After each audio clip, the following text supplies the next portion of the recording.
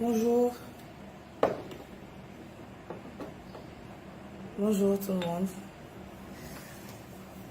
Na ngeen def.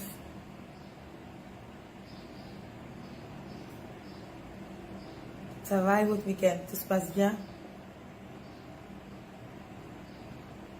Ça va, moi ça va. Je me suis beaucoup reposée. Hier j'ai travaillé jusqu'à... Allô? Bien, bien, merci madame.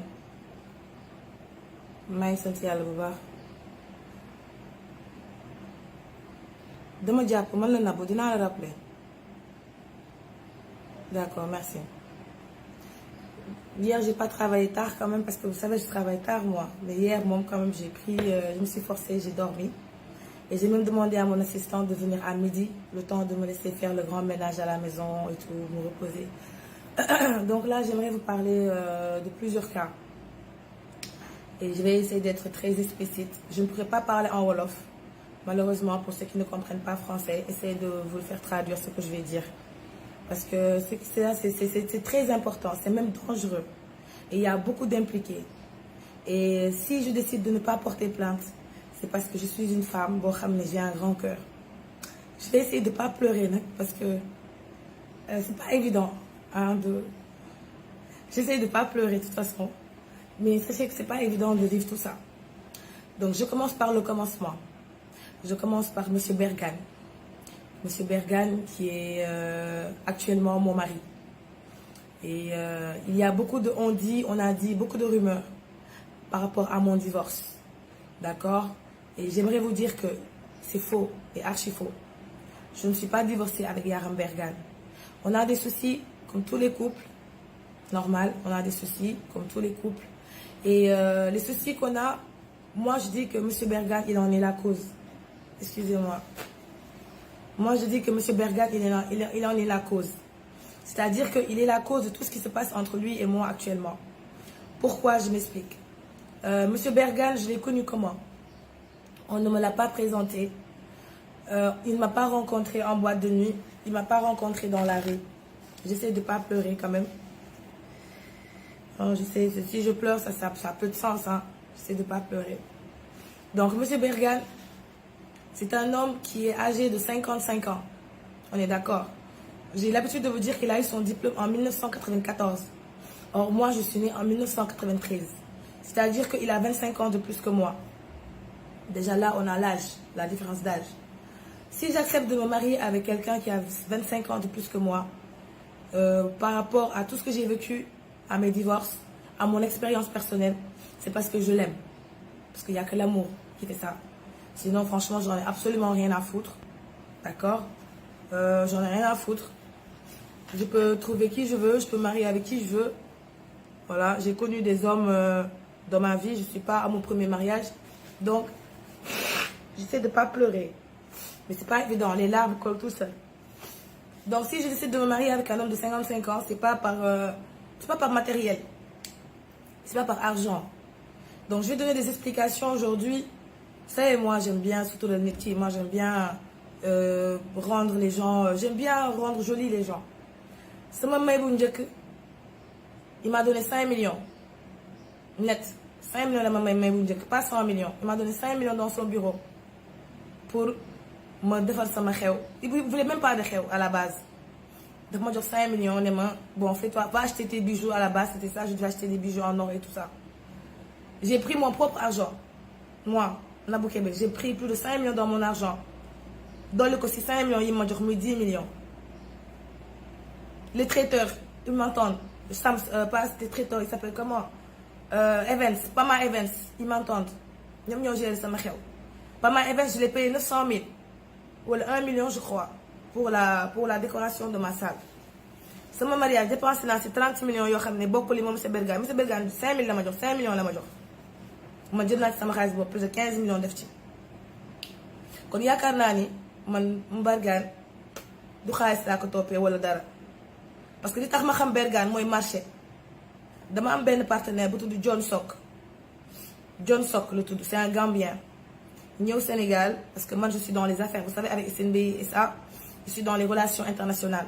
Je connais beaucoup de gens haut placés. Beaucoup de gens haut placés. Partout dans le monde. Je suis en relation avec Dangote. D'où ma nationalité nigérienne. Je suis en relation avec plus de, je ne sais pas combien de personnalités dans le monde. Au Sénégal, dans le monde, là, les Noirs. C'est pour ça que j'ai créé SNBI SA, qui signifie la Société sénégalaise de négociation et du business international, avec mon ex-mari, M. Ndiaye Fall. Et l'entreprise, j'ai décidé de ne pas la clater. Parce que j'estime que Ndiaye Fall, avec SNBI, mën na si am dara. Moo tax ba tey tasaguma entreprise te dama ko mës a tas. Parce que dafa dëgg woon ci man ba ma koy def. Certes que divorcé naa ak Ndiaye Fall, mais entreprise bi ça n'a rien à voir avec Ndiaye Fall. Entreprise bi c'est Seynabou Kébé et M. Fall te duma ko tas. duma ko mës a tas parce que lim ci am wërsëgam la li ma ci am sama wërsëg la. te puis moi je suis à 70 parts, il est à 30 parts. te man soxoruma bonuma te duma mës a soxor. Donc M. Fall, t'inquiète pas. SNBI duma ko tas. Tu restes mon directeur général. Malgré tout ce que tu m'as fait, tu restes mon directeur général. te duma la dàq. J'ai rencontré M. Bergane par rapport à un ami qui s'appelle M. Amar. M. Amar qui est dans les affaires aussi. Parce que man ma am marché Sierra Leone avec le président sierra-léonien. Vous avez vu les photos quand j'étais partie à Freetown. Donc man ma décroché ben marché boo xam ne c'est plus de 10 milliards de dollars. ba ma ko décroché wee aw ma ci expérience SNBI amul expérience. si la contacté M. Amar ma ne ko M. Amar dama bëgg nga mettre ma en rapport ak koo xam ne mën na ko def am na expérience bi. M. Amar ne ma automatiquement M. Bergane laay xalaat. mu ne Berkane mu ne ko waaw mu ne ko je le connais pas mais ok on va le voir. On est parti dans son bureau man M. Amar ma présenté projet bi M. Bergane mu ko présenté projet bi xam nga c'est un homme d'affaires il sait quand c'est fructueux. Il a accepté de prendre le projet pas parce que c'est moi parce qu'il ne me connaissait pas. Il a accepté de prendre le projet parce que c'est pour son intérêt personnel ndax xaalis bi moom mu da ciy am 10 milliards de dollars c'est plus de je sais pas combien. Je sais pas, c'est plus de je sais pas combien de francs CFA, moi je ne sais pas calculer. Parce que c'est de la construction. J'ai tous les documents. Donc moi je tape documents, j'ai tous les documents par mail et j'attends la convocation de la plainte. Moi j'attends j'ai tous les documents, j'ai les preuves photos, j'ai les photos, j'ai les vidéos. Parce que vous avez vu, j'ai posté une photo là avec comment ça s'appelle? Avec j'ai pris les photos c'est sur ma page.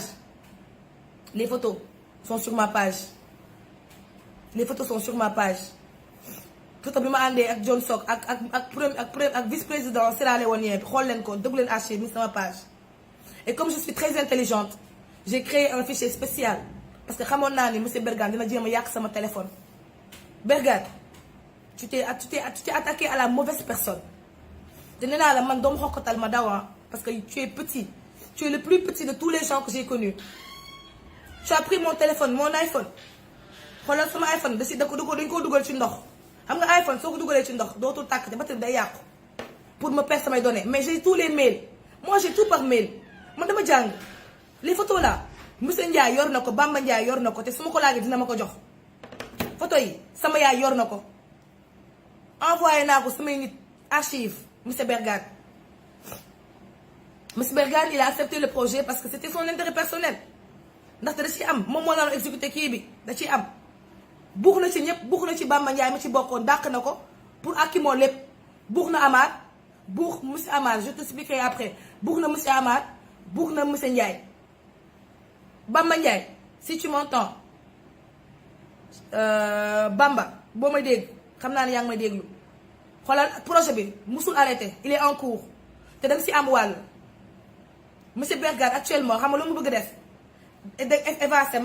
effacé ñëpp kii jël xaalis bi dem mais loolu du demee noonu maag yow du demee noonu xam lan mooy demee xam nan lay demee monsieur Bergane soit officiellement nga may ma sama baat soit ñu continuer suñu liggéey si njëkk ak si teraanga ma nekk sa jabar parce que man bëgg naa la mais pour nga dàq ma effacé ma si projet bi jël xaalis bi non maa la gën a capable maa la ëpp fit dem Freetown gis vice président bi xam nga man maa xam première dame bi yow xamoo ko mais nan la gan di yeewee bëy man nan laa lay yóbbu samay nit nga bëgg ma cee génne. C'est à cause de moi si tu connais le président de la Sierra Leone. C'est à cause de qui? C'est à cause de Nabou Kébé. C'est à cause de moi si toi tu as mis tes sales pieds là en Sierra Leone. C'est à cause de moi. C'est à cause de moi si tu connais le vice-président. C'est à cause de moi.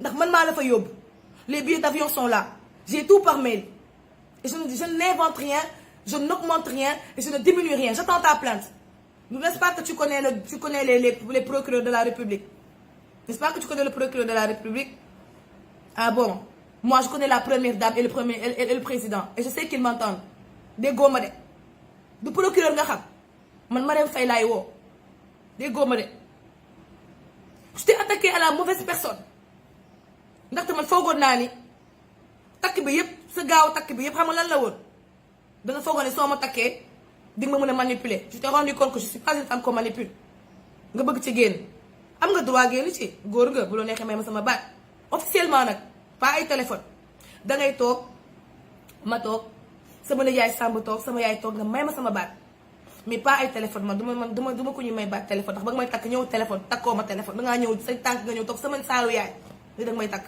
kon soo may baat dangay ñëw ba sama saalu yaay toog may ma sama baat officiellement ma romb la ni vent déggoo ma de ndax bu dul yow rek di sa morom mais man nga bëgg toroxal noo may toroxalee yow xanaa gisoo del sama ex sa jëkkër bi nit dangay am vision am na ñoo xam ne kenn mënu leen a toroxal danga juum on est parti en Sierra Leone j'ai négocié tout bien pour lui lu ma wax ma defal ko lu ma wax mu daal di wax daf ma nopp ma ne ko man nobantewu ma vraiment man aw ma ay copain musuma am copain boo ma bëggee takk ma takk ma boo ma bëggul takk yaa xam mu ne ma non dinaa takk ma ne ko man daal xam nga lu ma yëgal man génnu ma ay génnante yi ay série mu ne mun foo ne yooyu ma neew ma ci tu m'aimes épouse-moi moi moom je t'aime parce que tu es mon genre d'homme tu es intelligent tu es grand donc am nga qualité yoo xam ne man mën naa laa nopp naa la sax parce que dangaa jantal 55 ans yi grand parce que dangaa jantal te yaa ma dàqal ki fi ne woon ndax yaa yow moom tabe nga au moins li ma lay assuré mooy li ma lay nangul mooy dangaa tabe même si dangaa avare dangaa soxor mais tabe nga ku soxor bu tabe nga ku iñaanoo dangaa soxor rek mais dangaa tabe rek daf ma neex ci yow et puis danga njool et puis tu es noir et puis tu es beau chéri je t'aime mais les erreurs que tu as faites là je vais les exposer de partout dans le monde ba ñu xam yow yaay kan parce que man kenn duma toroxal léegi ñu jóge Sierra Leone ñu ñibbisi on s'est vu plusieurs fois au bureau parce que je travaille pour lui finalement il m'a demandé de travailler de gérer CCS Sénégal j'ai refusé je lui ai dit moi je vais pas prendre un salaire de 3 millions j'ai mon entreprise je vais pas laisser moi l'entreprise boo xam ne maa ko moom nekk fa PCA 70 actions di nekk sa employé xanaa la nga dof mu ne ma non c'est pour toi ma ne ko pour moi quoi ma ne ko c'est à cause de moi si tu as connu le président yow man président nga xam yow Macky Sall sax mosu laa recevoir dëkk bi nga dëkk président sax mosu laa recevoir monsieur Bergane xam nga la moo la sonal ñoddi gaa am nga xaalis mais da ngay ñoddi moo tax sa koom-koom wàññeeku ndax da ngay ñoddi lu amul te man lijjantiwuma la keneen ku di yow déggoo leen ma de keneen ku di yow lijjantiwuma la milliard ak zéro laa yemale ndax Ndiaw Fall c'était pas un milliardaire te pourtant sëyal naa ko kon su may sëyal pauvre dinaa sëyal milliardaire mais jikko mooy problème bi jikko les jikko là on doit changer les jikko ñu ñibbi si mu jël sama puce 876 bi il a pris ma puce le 876 détruit puce bi parce que y a un ministre actuel du président qui me court après ku mignon sax ministre bu mignon nopp ma ba dof bëggoon ma takk ma vend ko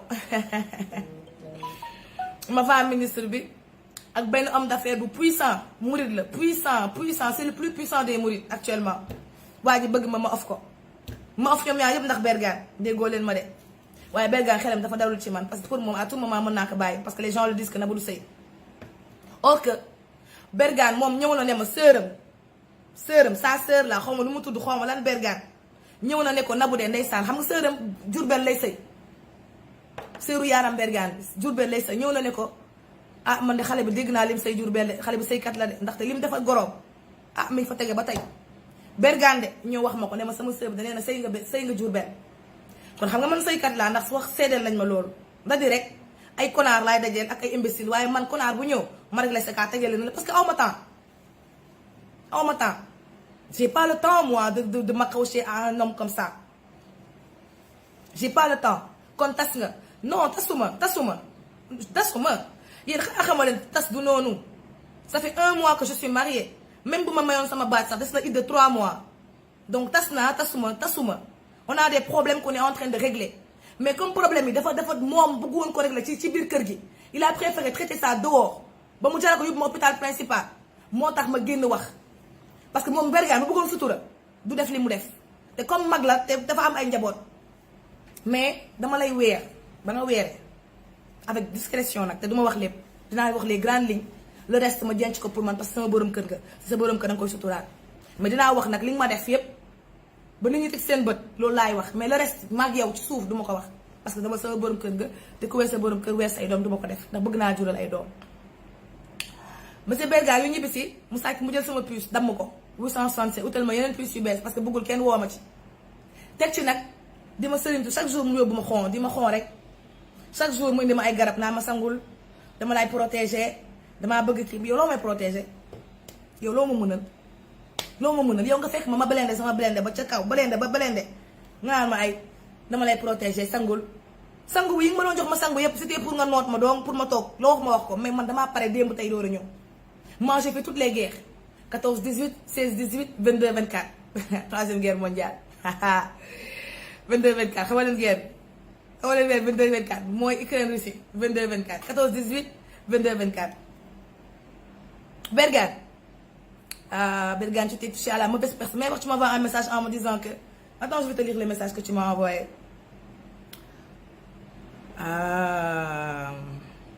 monsieur Bergane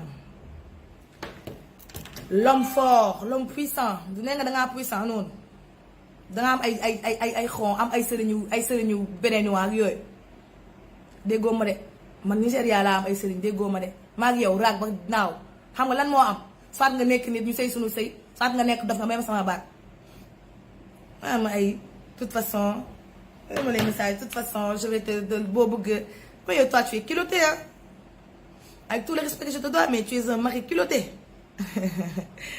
Bergane dafa reex nee na man lay menacé les messages sont dans ce téléphone là damay live sama pare naan nga capturer defal leen ko comme li ma def Live SN vous avez vu Live SN il s'est excusé il m'a appelé Live SN il m'a appelé ce matin à minuit la ma woo 1h du matin la ma woo ne ma baal ko nee naa ko baal naa la man boo jéggaloo ma baal la mais dof-dof lu bu fi nekkee te xoolal beneen grande ligne bu may souligner képp ku nekk sama live di ma jéem a saaga wala di wax bu incorrect déggoo ma de du am ngeen adresse IP actuellement je travaille avec la police criminelle ak waa kii waa nu mu tudd waa cybercriminalité dama lay capture jox leen ko foo nekk ñu jëli la maanaam boo nekkee sama live mën nga joxe sa avis peu importe ton avis mais avec le respect tu me manques de respect automatiquement on te récupère déggoo ma de live bi ku fi saagaat ku ma fi saagaat wala nga wax ma caga wala nga wax ma leen loo xam ne dafa ñàkk teggine on te récupère chaque téléphone possède une adresse IP chaque ordinateur possède une adresse IP et on te localise on te prend on te bloque déggoo leen ma de vous allez apprendre le respect avec moi c'est important le respect on doit se respecter si on ne partage pas les mêmes valeurs mais pourquoi tu me suis pourquoi vous êtes dans le live si on ne partage pas les mêmes valeurs pourquoi vous êtes dans mon live allez suivre des gens avec qui vous partagez les mêmes valeurs mais nekk sama live di ma saaga moom dagg na dangay duul ok yow moom déjà je te bloque ensuite je capture pour envoyer à la police voilà vous allez apprendre le respect avec moi parce que trop c'est trop du ma seen morom moi je suis sur Facebook pour vendre ma page et je vends mes produits je commercialise mes produits Intima et toute ma marque Dash Closer Dash Beauty Spa et tout ça là j'ai toujours travaillé avec Facebook mais vous allez apprendre le respect sénégalais di ngeen jàng respect ak man parce que amoon na respect mën nga dem ci sa page soo ma bëggulee capture ma demal sa page nga saaga ma sa page mais sama page soo fi nekkee danga may wan respect you show me respect or I'm gonna show you who I am déggoo leen ma de respect laa bëgg ngeen doxalee ko ak man moi je vous respecte vous me respectez pas sortez de ma page ça c'est point final je ne parle plus de ça averti un homme averti en vaut deux j'en ajoute un ça fait 3 monsieur Bergane m'envoie un message pour me dire que j'ai dit à ta mère à ton oncle à tout le monde que may naa la sa baat ñaan nga ma sa baat trop c'est trop may naa la sa baat man maa ko ñaan baat maa ko ne may ma sama baat parce que da nga soxor góor bu soxor nga da nga ma iñaane Intima problème bi yëpp Intima moo ko waral dinaa leen expliquer quand j'ai créé Intima personne n'y croyait mais moi j'ai l'âme j'ai le fil moi parce que xam nga ku yàgg liggéey liñ naan xëcc bu daggul dikk ku yàgg liggéey laa donc damay am intuition. Ma intuition est que moi, à la base, j'aime faire la cuisine. Et moi, je connais les bons produits parce que je suis congolaise. Donc, je vais faire des produits pour l'entretien vaginal de la femme. Parce que je pense que moi, en tant que femme, j'ai eu plein de problèmes. Mais je ne trouve pas dans les grandes surfaces des produits yo xamné. Ils sont bio. Il n'y en a pas des produits bio vaginal. Tout ce qu'on trouve à la pharmacie, c'est du parabène. C'est des produits chimiques avec du parfum. Et le vagin n'aime pas le parfum. Le vagin, c'est te nettoie. Toi, je te bloque. Les têtes de mort, là, je te bloque. Suspendre, bannir du stream. Je te bloque et tu dégages. Voilà. Donc, tous les produits qu'on trouve sur les grandes surfaces, pardonnez-moi, c'est des produits qui sont chimiques. Et moi, je me suis dit, j'ai essayé de faire une marque bio. Je vous ai montré mes produits. Tout est bio avec Intima. Il n'y a rien. Il y a rien de chimique. De la composition, c'est des feuilles, des herbes et mes astuces personnelles qui font que tout le monde l'aime. J'ai créé Intima. C'est vrai que mon mot me dure 300 000 francs, je l'avoue, parce que j'avais pas d'argent. Il m'a remis 300 000. Avec les 300 000, je suis partie. J'ai acheté mon premier stock Intima. Le même jour, j'ai fini le stock. Moi, j'ai le même jour. Il n'y croyait pas au début. Hein. Il me disait, ah, ton truc là, vraiment. Mais quand il a vu, c'est un homme d'affaires. Quand j'ai calculé avec lui là, moi j'aime bien calculer. Parce que pour parler, il faut que la personne ait une vision. Je lui ai dit, un produit de base de chez Intima coûte environ, disons, 15 000. Babacar, je te rappelle. Un produit de base coûte 15 000. Donc, tu fais 15 000 multiplié par, disons, 30 commandes par jour. Ça fait 450 000. Pour 30 commandes par jour, quoi. Or, moi, j'ai plus que ça, mais on prend le minimum. 450 000. Tu multiplies par 12. Ça fait 5 millions. Non. Non. Tu fais 15 000 multiplié par 30 commandes par jour. Ça fait 450 000. Multiplié par le mois, 30. Ça fait 13 500 multiplié par l'année. Ça fait 62 millions. Ça veut dire que si je vends tous mes produits à 15 000 là, à la fin de l'année, j'ai 62 millions. Or, mes produits, vous avez vu, c'est des gammes, c'est par gamme. Il y a des gammes testeurs de 10 000. Il y a des gammes de 150 000. Il y a des gammes de 60 000. Il y a des gammes de 65 000. Il y a des gammes de 45 000. Les prix varient. Mais je reste dans la barre minimum des 15 000. Si je vends tous mes produits là, tout je vends à 15 000. Hein? Aujourd'hui, si je vends tout à 15 000, tout va finir aujourd'hui. Et je vais avoir 62 millions à la fin de l'année. Parce que par jour, je ne sais pas. Moi, j'ai calculé pour 30 commandes par jour. Et je sais que je peux avoir plus de 30 commandes parce que vous êtes 3000 personnes à me suivre. Donc, dans les 3000 personnes là, dans les 3700 personnes, si j'ai 100 clients, on est 3752 sur ma page. Si j'ai 100 clients, tu fais 100 clients fois 15 000. Ça fait 15 millions multiplié par 30. Ça fait 45 millions par mois. Si je vends 15 000 par jour là, ça fait 45 millions par mois. Mon mari a compris très vite que je suis en train de décoller. Je suis en train de redécoller parce que j'avais tout perdu. Toutes mes boutiques étaient fermées. Comme les gens aiment bien se moquer de moi dans la faillite. Oui, j'ai fait une faillite. Mais avez-vous déjà vu un milliardaire qui n'a jamais fait de faillite? Non. On tombe pour mieux se relever. Et de moi, c'est parce que je me suis relevée de la bonne manière, avec beaucoup d'expérience.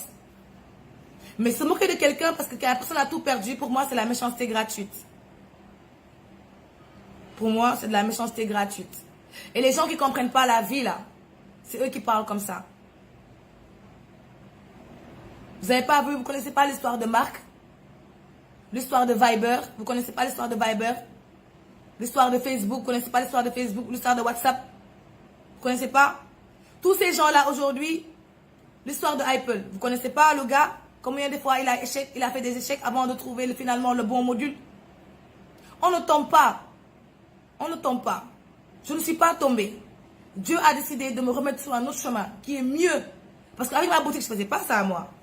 C'est-à-dire que les autres, je ne faisais pas 45 millions par mois, peut-être 3 millions. Mais là, je fais 5 000, 10 fois plus que ce que je faisais avant. Elle est où la faillite? Ana daanu bi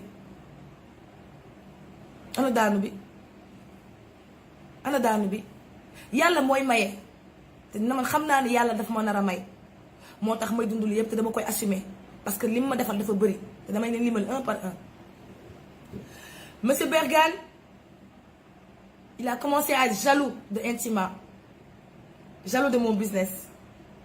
Affaire bi commencé à déranger. J'ai plein de clientes. J'ai une cliente qui s'appelle... j'ai mon carnet de patients. Attendez, je suis tellement bien organisée. Pour les gens qui disent que je suis folle. Vraiment, pour une folle là, c'est bien. Je suis organisée. Ça, c'est mon carnet de patients. Tous mes clients sont enregistrés ici. Regardez. Madame Ndiaye. Regardez, Madame Ndiaye. Elle a pris tous ces produits-là. Elle a payé 120 000 francs, Madame Ndiaye. Astafoula, 150 000. Voilà, 120 000.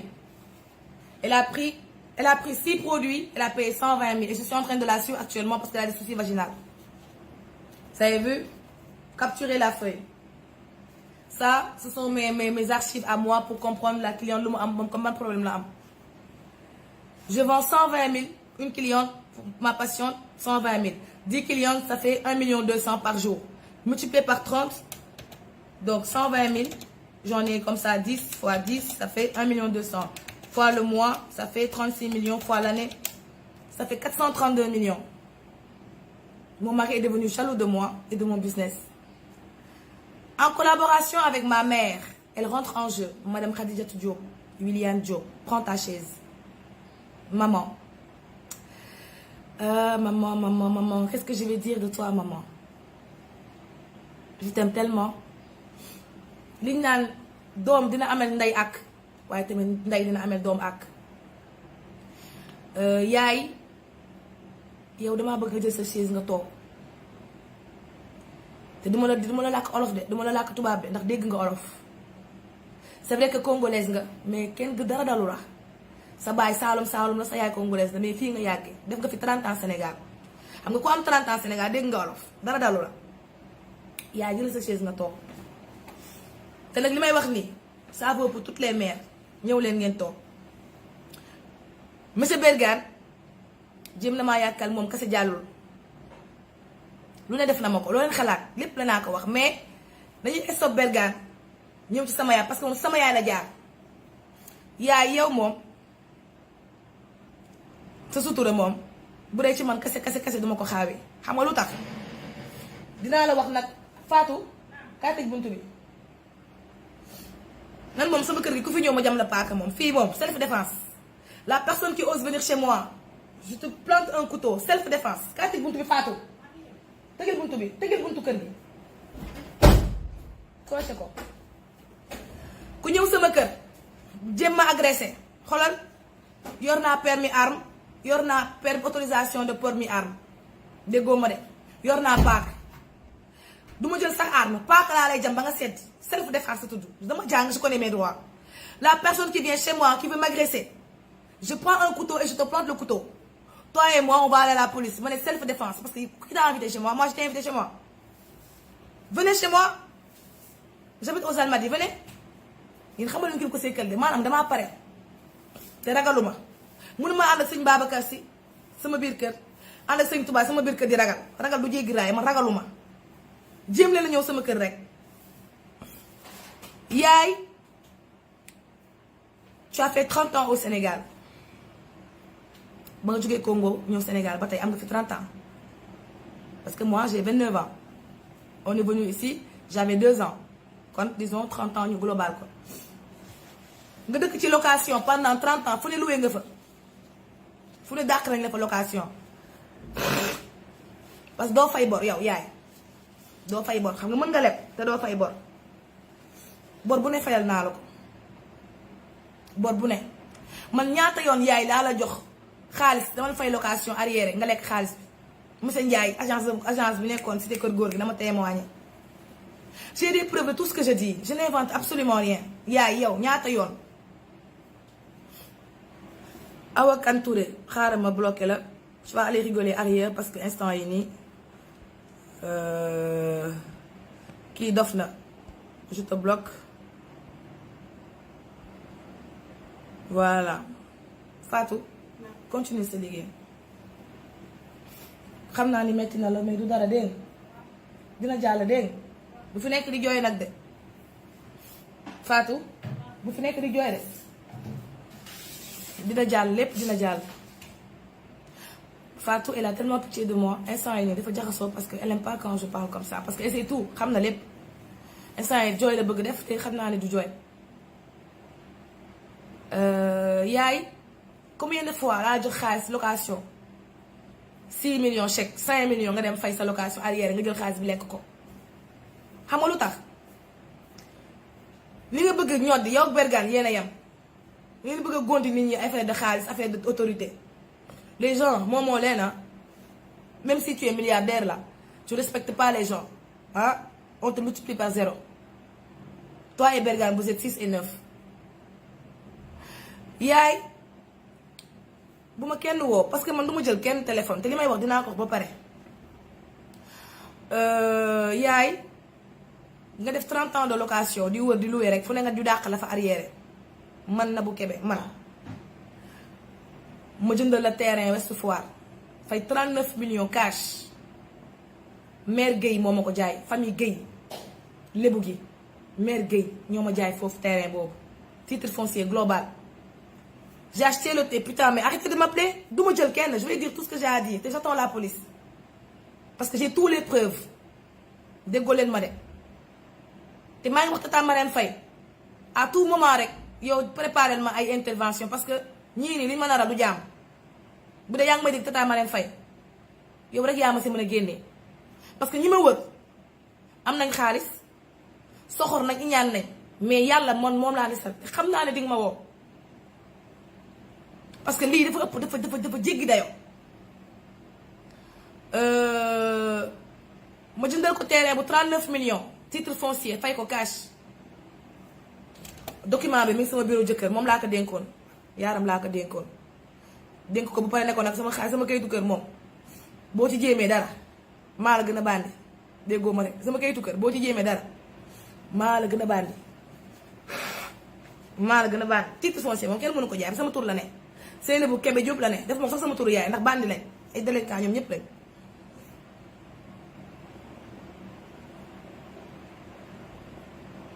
Regardez le message que j'ai envoyé à mon mari xaar leen gis ngeen vous avez vu ça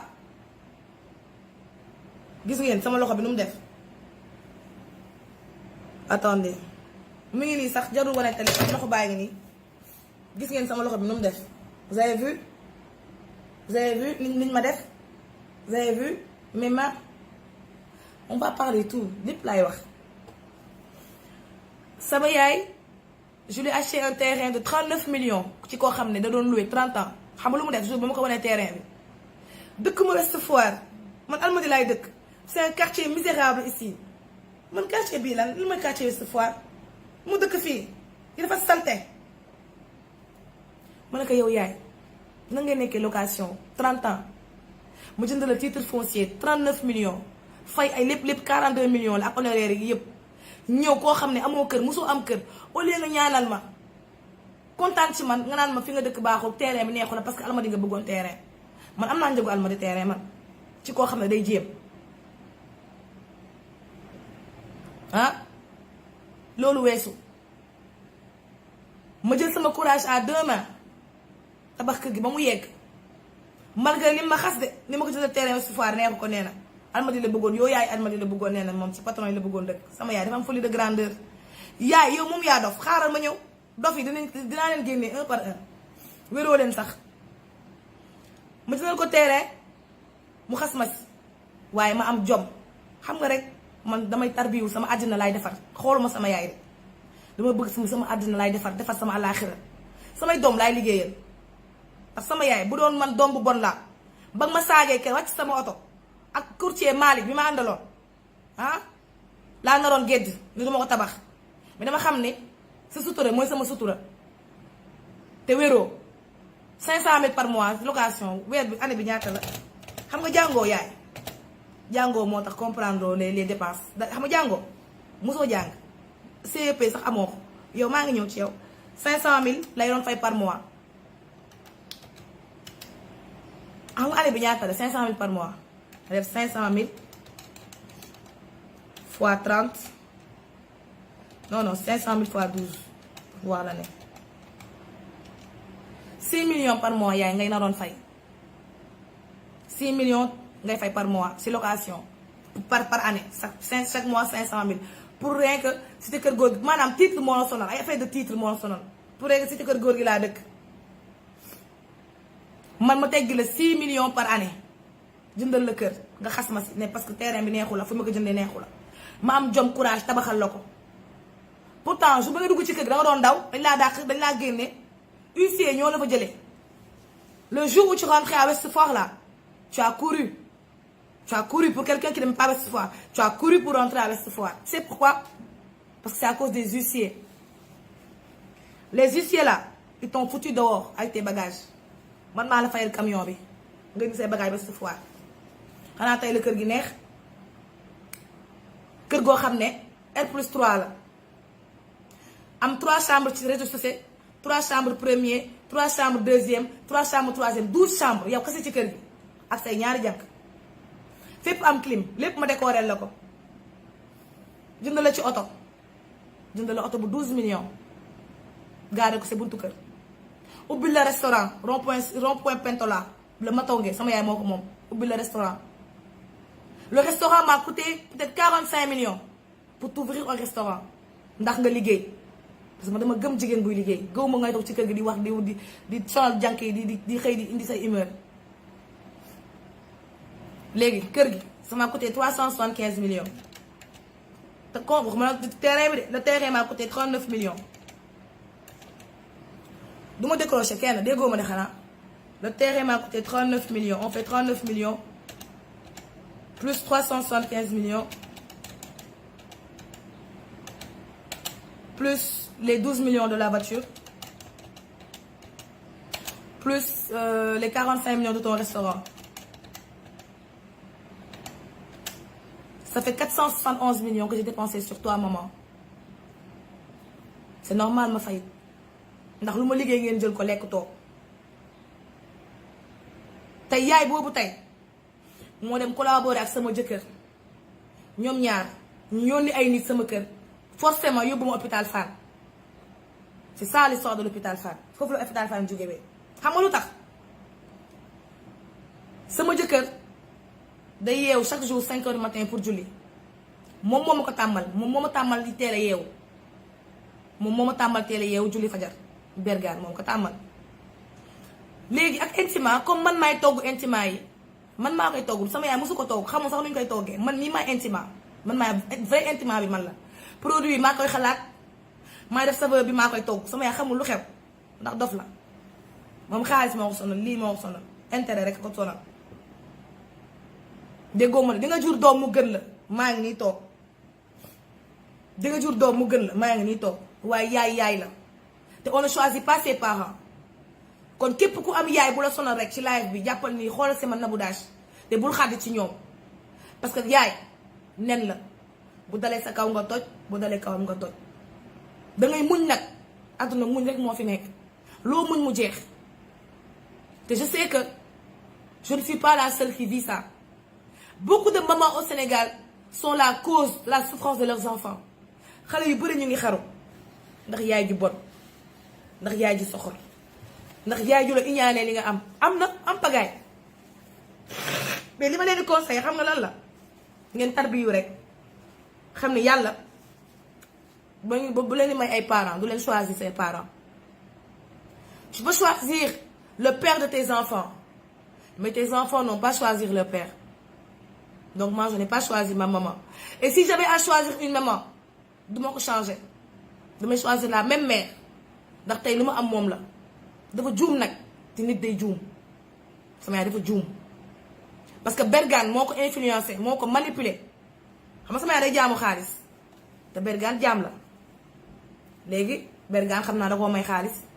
ci pet mais ko benn chèque bu 5 millions xam nga dafa bëgg xaalis sama yaay. maanaam maire sénégalais yi ak maire ñag yi maire yi yaay si boppam ñoo bëgg xaalis jaral na leen sànq seen doom lu nan ngay amee doom bu la gëndal kër gëndal la oto ubbi la restaurant ngay wër di ñaanaatu ngay wër di collaborer ak sama ennemi pour daaneel ma man pour benn chèque bu 5 millions yaay man ñaata yoon laa la may xaalis ñaata yoon chaque jour ma may la passe 100 000 ma mère à chaque fois qu'elle vient chez moi ma may ko passe 100 000 imaginez-vous nan ngay may sa yaay chaque jour passe 100 000 ñaata doom ñoo ko defal fii y a pas beaucoup d'enfants qui feront ça pour leur mère ah Fatou kay xool ba xam ndox bi ñëw na kay xool ba xam ndox bi ñëw na est mën ngeen a coupé de combien d'enfants ñooy may seen yaay passe 100 000 par jour bëriwul man sama yaay saa yi ma ko gisee may ko xaalis damay toog sama nekk ci moom sax ma may ko dara parce que sama yaay la sama wareef la mais yaay danga juum Bergane manipuler sama yaay ñëwagul merci Bergane manipuler sama yaay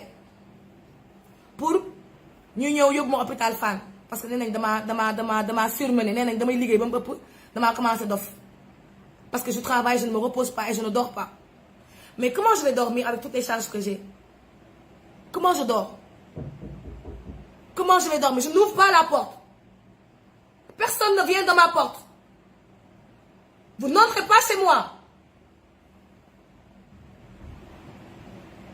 vous n'entrez pas chez moi Fatou bu ubbi bi kan la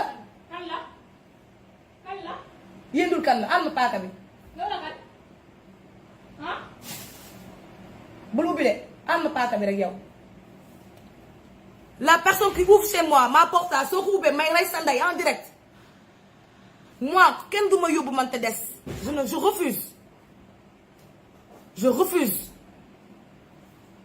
je refuse on va me tuer d'accord mais on va pas me déshonorer déggoo ma de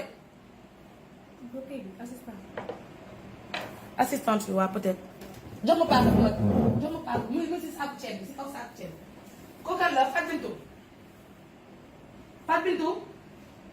Bintou non du Fatou Bintou de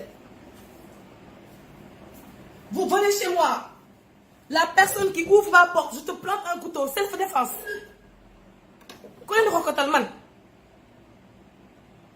du Fatou Bintou day woote c'est pas eux tooga rek maa ngi ci live dara duma dal les gens vont me voir là en direct bandi woo leen maa leen gën a bandi woo leen de la personne j'appelle la police tout de suite la personne qui ouvre chez moi je te plante un couteau directement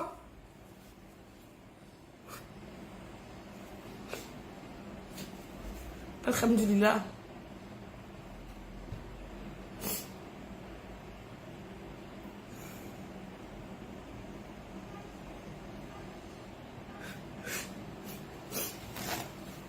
je vais pas pleurer parce que pleurer ne va pas régler les choses mais Sénégal yi war nañ xam li may dund lan la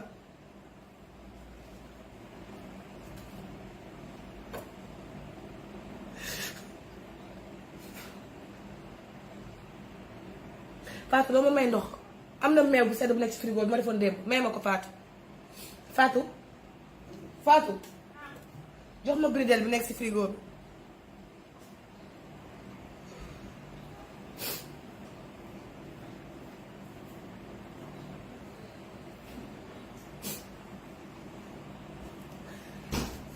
Bergane et ma mère ont décidé que je travaillais trop nee nañ man damay liggéey ba je travaille trop moi je suis chez moi je paye mon loyer je suis pas chez Bergane l'appartement là c'est mon appartement parce que sama kër dama koy tabax pareegul maa ngi tabax sama kër pareegul su paree dinaa dem sama kër mais kër gii dama ciy am jàmm moo tax ma toog fi xanaa jigéen boo ko takkee sax di ko dugal ci kër Bergane yow yaay milliardaire bi n'est-ce pas monsieur l'ingénieur toutes tes femmes là n'est-ce pas qu'elles ont une maison sa jabar yëpp am nañ kër n'est-ce pas xanaa man duma jabar pourquoi joxoo ma kër n'est-ce pas que tu as des maisons non mais tu as préféré ignare que tu es avare que tu es prendre ma maison qui est en construction la terminer xam nga dama am benn kër bu nekk Sédima en face de mon immeuble là l'immeuble que je t'ai donné mais que j'ai repris parce que tu es un ingrat mérito ma may la leen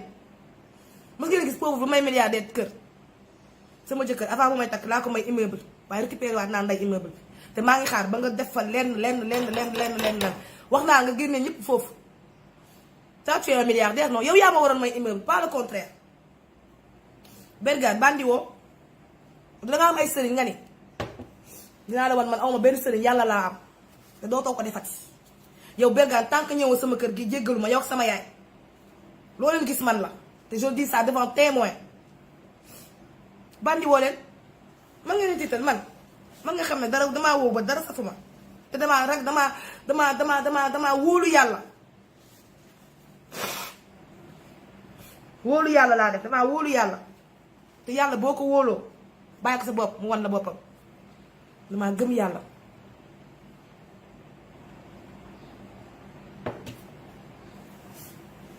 ñu ne ma Nabou je travaille beaucoup nee nañ ma damay liggéey lu ëpp et que j'ai besoin de me reposer patati patata.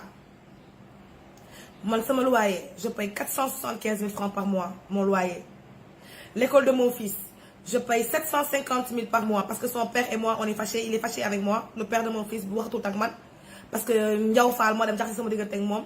Il a arrêté de payer la scolarité de mon fils et mon fils je vous ai dit école am dafa cher actuel bi léegi c'est plus de 2 millions par année inscription bi rek parce que xaw ma ñaata 500 000 la xaw ma tenue yi rek 100 000 la xaw ma 150 000 sama doom il rentre le 2 ils ouvrent le 2 septembre man nan laay nelawee nelaw ku am xel bu dal moo koy def nelaw c'est pour les pauvres yi ñooy nelaw di yuut di doxat man taluma nelaw parce que dama am ay charge mënuma am 17 boutiques yu tëj bu pare di nelaw ñàkk fayda weesuwul loolu man duma nelaw tant que récupéré waatuma lépp lu ma ñàkkoon duma nelaw. Je dors peut-être une heure de temps par jour, 2 heures de temps par jour. Quand je suis fatiguée, je dors parce que nit laa duma machine. Mais ma mère qui n'habite pas chez moi jóge këram ñëw sama kër mais nee nañ man li ñoom ñaar sama jëkkër ak sama yaay nee nañ man en fait ñoom ñoo décidé man kañ laa war a nelaw kañ laa warul te nelaw mais ku yor seen doom. Est-ce que Bergane a payé l'école de mon fils? Non. Bergane est-ce qu'il a payé mon loyer? Non. musul fay sama loyer. Bergane musul fay sama loyer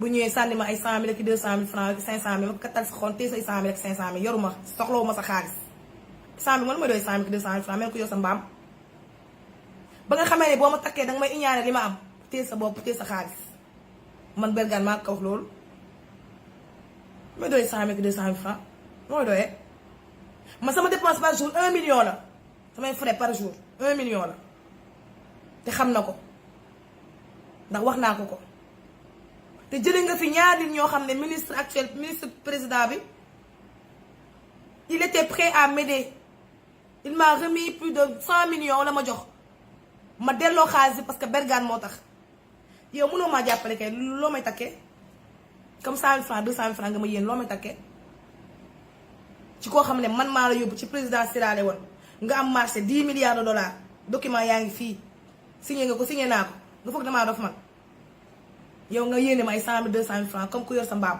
comme ku yor dof comme ku yor benn kuti mbaasaam déggoo ma de Bergane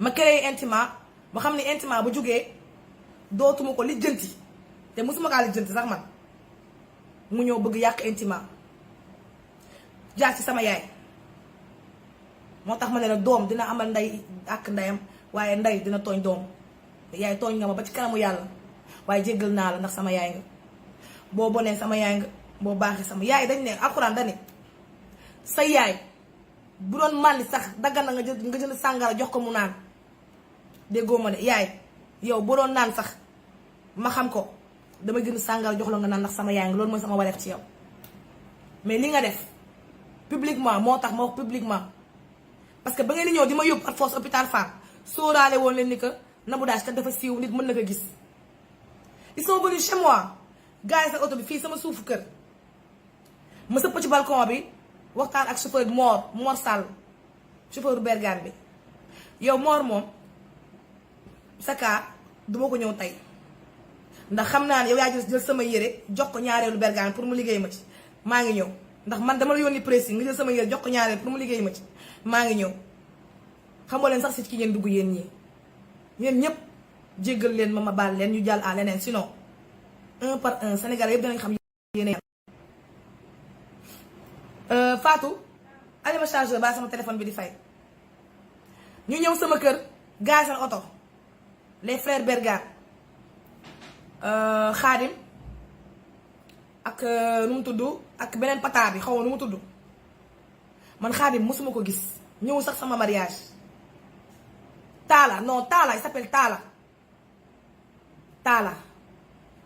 Talla mosuma ko gis mosul ñëw sama mariage lu dul sama chantier laa ko gis. ñu ne ñoom sama jàmm lañ bëgg ñu ñëw forcé ma yóbbu ma hôpital Fann bu doon sax dañ maa ñëw ne ma Nabou danga gis kat da ngay liggéey lu bëri doo noppalu. mais man comprendre ma maison est tellement, regardez comment je suis, ma maison est rangée, je suis ordonnée sama kër dafa rangé ordonné wu. mais man am naa droit bañ a nelaw ndaxte ku ñàkk sa alal doo nelaw ñu waxante dëgg. yor ay charge yor sama doom mu ma war di fay 700 000 francs par mois ah Fatou mi rek dama koy fay fay sama chauffeur fay sama kër fay sama ndox fay sama courant. si ku ñàkk alalam ñu bëgg man ma nelaw lu tax may nelaw. et puis yéen ñaan pour décider man kan laa war yéen a décider kan laay nelaw kan laa du nelaw. naan ma da nga sonn faut te reposer yéen ñaan bu doon da ngeen di faj samay aajo ma nelaw fajoo leen sama aajo bëggoo leen ma faju samay aajo kenn faju ko man maa koy faj kon du ma nelaw. non du ma porter plainte jarul porter plainte xaaral ma ñëw rek histoire bi jeexagul de partie bi gën a neex mi ngi ñëw. ñu gaare fi seen oto bi ma sëpp ne Mor jox ma sama mon mari a pris les clés de ma voiture. ana mu yow Bellegarde xamoo sax li nga def.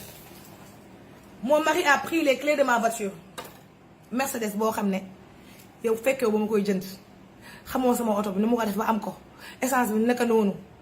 elle a pris les clés de ma voiture pendant une semaine sama jëkkër téye sama caabi oto pour ma bañ a génn parce que xam ne man du ma jël taxi.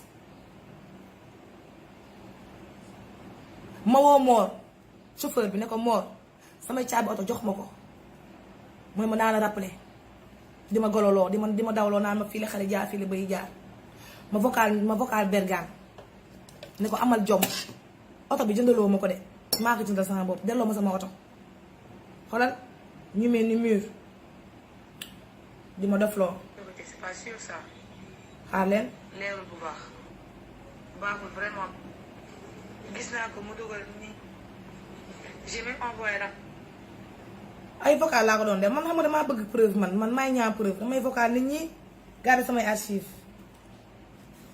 dinaa leen bandi woo leen vocal bi ñu ngi ci téléphone bi may live may leen ma rek ndax xam naa ne police dinañ ma woo dinaa dem man maa ngi leen di xaar à tout moment j'ai mes preuves man dama lay vocal tey sama vocal et puis am naa ay preuve te yàlla mi ma àndal xam naa ne duma bàyyi ndax yàlla moo ne ku wéeru ci man rek wéeru ci ki nga war a wéeru ndax mooy kun fayoo kun mooy albashir yàlla mooy gis lépp te lu ko neexul rek du am xanaa mu neex ko te kon lii fi am yëpp da koo neex te man jaam dong laa lu ñu ma tegoo lu ma yàlla teg ma tegoo ko parce que man xam naa fi ma jëm ragaluma fi ma jëm te it sama ndey merew ma ndax bu duggee ci kër man a tax bu amee sutura àddina ak àllaaxira man maa tax bu lekkee man la bu naanee man la kooku noonu tey moo ànd ak sama jëkkër déggoo ma de ki ma dépensé 475 millions ci moom chaque jour 100 000 passe taxi courant ma fay ndox ma fay ravitaillement ma fay sama yaay moom tey moo ànd ak sama jëkkër nee nañ dañ may coup d'état noonu toog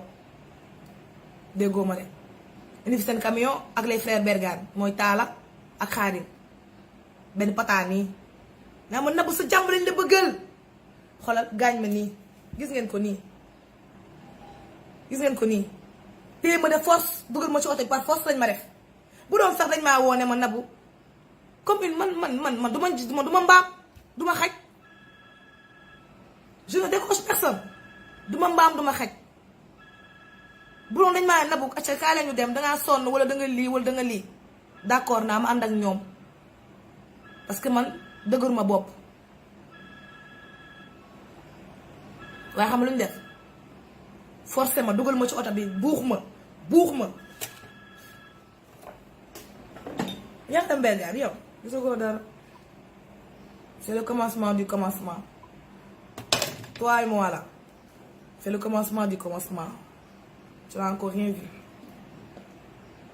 ils m'ont forcé regardez ce qu'ils m'ont fait regardez ce qu'ils m'ont fait regardez ce qu'ils m'ont fait regardez ce qu'ils m'ont fait gaañ ma fépp xool leen forcé ma dugal ma xool leen samay cicatrice xool leen xam ngeen léegi cicatrice yu bees xool leen liñ ma def ñoo xam ne fayuñu sama loyer sama yaay man maa ko yor sama jëkkër ñu iñaane na ma lépp moom it.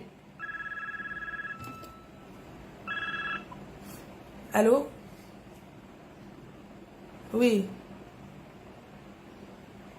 Ça va bien, merci. waaw.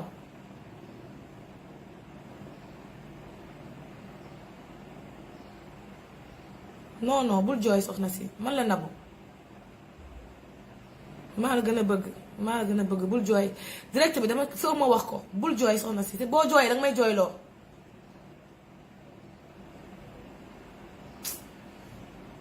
boo jooyee danga may jooyloo bul jooy s'il te plaît bàyyil ma eggali rek bul jooy. les gens là mes fans là arrêtez de pleurer s'il vous plaît waaye yéen sama doole boo leen jooyee nu may def. bu leen jooy boo leen jooyee man nu may def ñu may woo di jooy arrêté leen ko waaye vraiment bu leen ma tax couper live bi foog ma wax ba mu jeex. ils m'ont pris de force dugal ma ci oto bi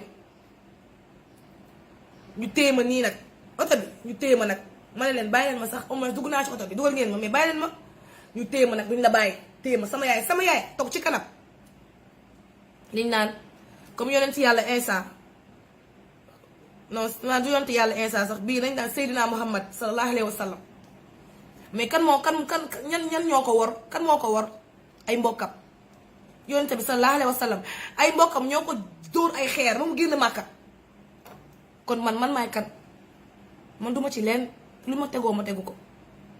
Le prophète sallallahu alayhi wa sallam son propre oncle était le problème, le fond du problème de tout. Donc moi, si on me fait ça, moi, qu'est-ce que je n'ai rien à foutre? J'en ai absolument rien à foutre.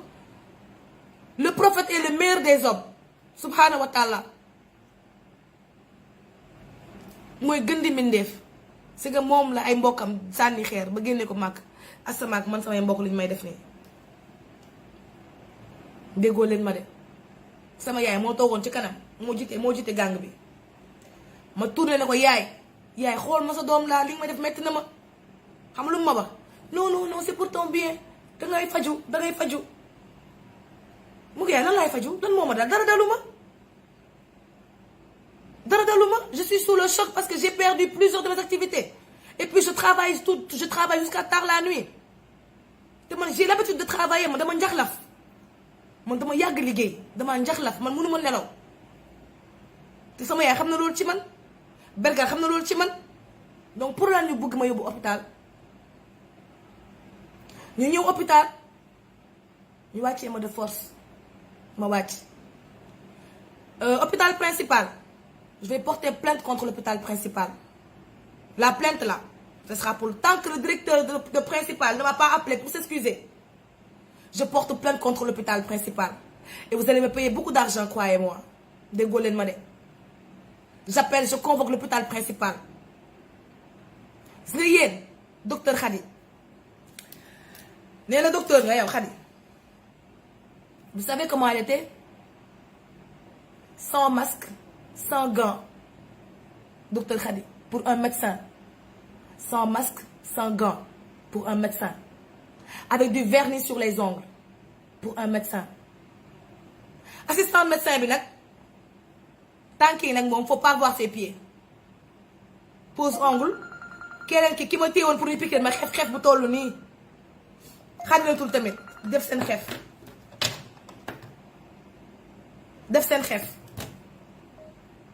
ana médecin ak xef bu doon sax xef bu ndaw d'accord mais ana médecin ak xef yu gudd. Vous pensez que les morts là maanaam dee yi am hôpital yëpp lan la manque de civisme et de manque de civisme et de propreté. Situation sanitaire hôpital yi moo dégradante. En tant qu'hôpital principal les médecins n'ont ni gants ni masque ni gel et les salles là elles sont sales et dégueulasses. Moi j'ai dit au médecin man ko tu es médecin mu ne ma waaw ma ne ko ba ma salle est dégueulasse doole sax fomp seen salle yi. Elle m'a pas répondu. Elle m'a regardé comme ça. Bien dénoté. Elle m'a posé des questions. Madame, patati patata. Toutes les questions elle m'a posées, j'ai répondu. Ah mon Dieu, lu ma wax. Mais pourquoi vous vous êtes divorcés vos anciens mariages? Ça ne vous concerne pas.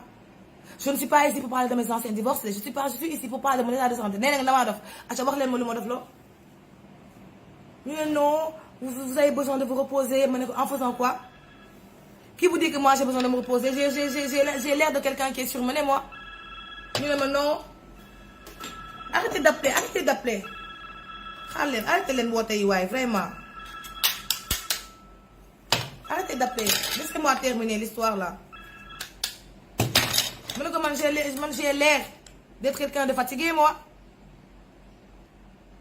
mu ne ma non mais votre maman et votre mari ceux qui s'inquiètent de vous ils veulent que vous vous reposez moi que mais man c'est l'hôpital qui se fout de la charité c'est la charité vous êtes malade yéen mais que ma mère c'est moi qui prends soin d'elle mais que mon mari lui moom sa jalousie maladive là qui va le tuer il est jaloux Bergane très jeune c'est un homme jaloux xam nga ne naa say góor bu possessif mooy Bergane mais xam naa man li ma yaakaar ba yaakaar man mooy sëy bi moom man gëwuma sax man après lii ma dal nii ma àndaat ak moom bien vrai que bëgg naa ko mais yàlla ma yàlla may doole ak force ma baal ko parce que bëgg naa ko nag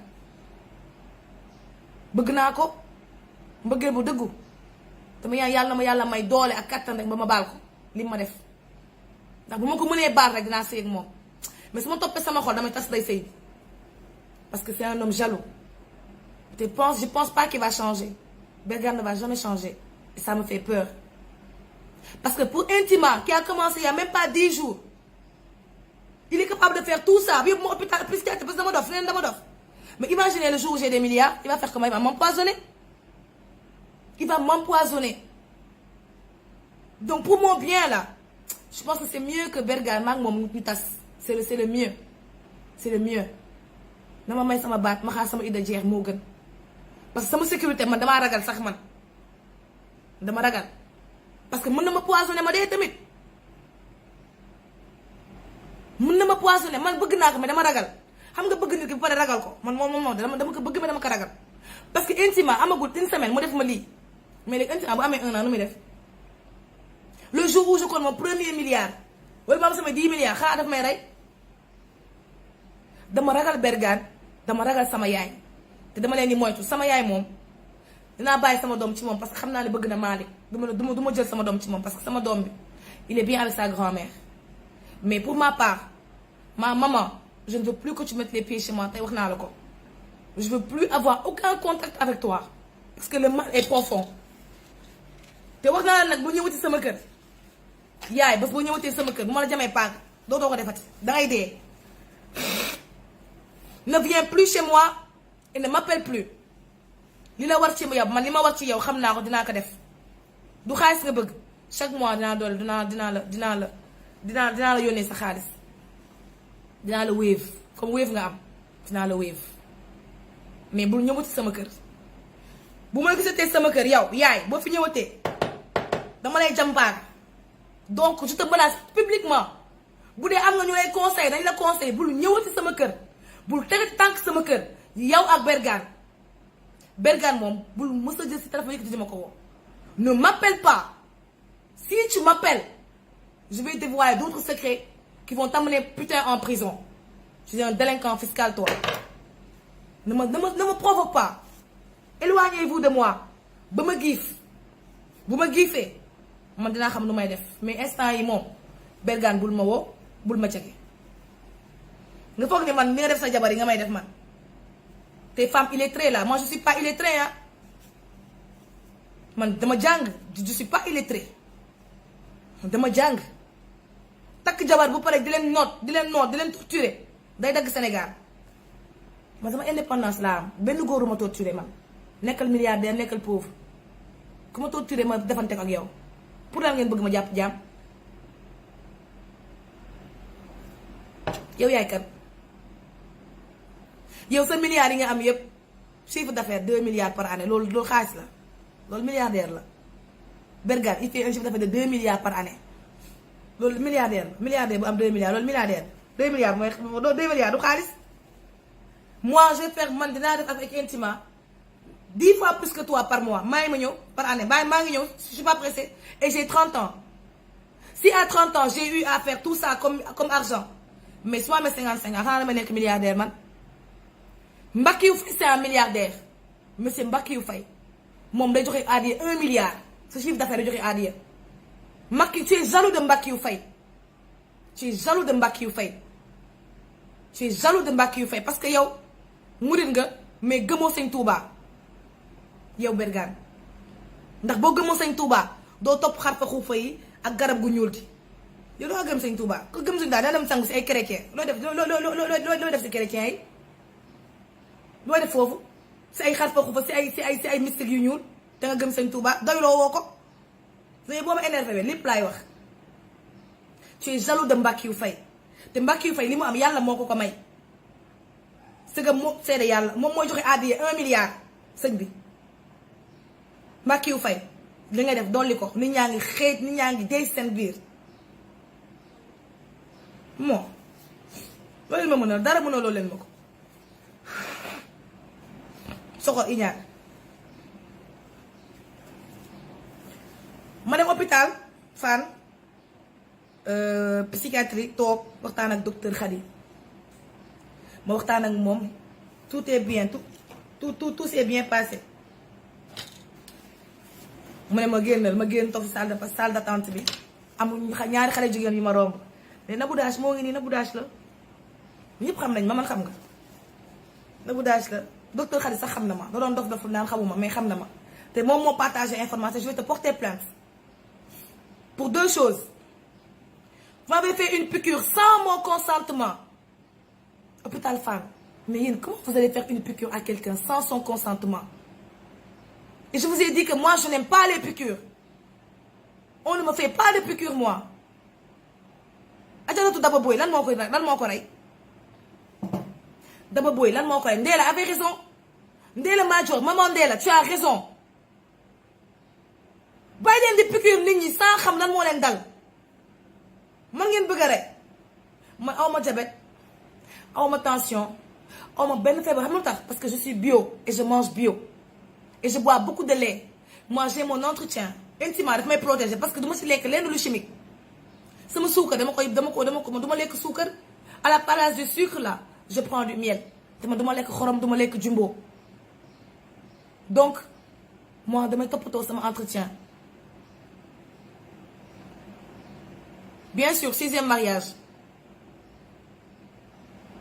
mariage mooy am noonu ak doole waaye Bergane du woon waajaa ngi ñëw Bergane dafa xàll yoon bi mais waajaa ngi ñëw Bergane du waaji man damay sëy góor bu ma ñaane lu may dee 55 ans paa bu màgget yow ma lay suturaal paa nga danga màgget doo ko nangu mag nga xaaral man maa jox ay café intimement pour nga am dara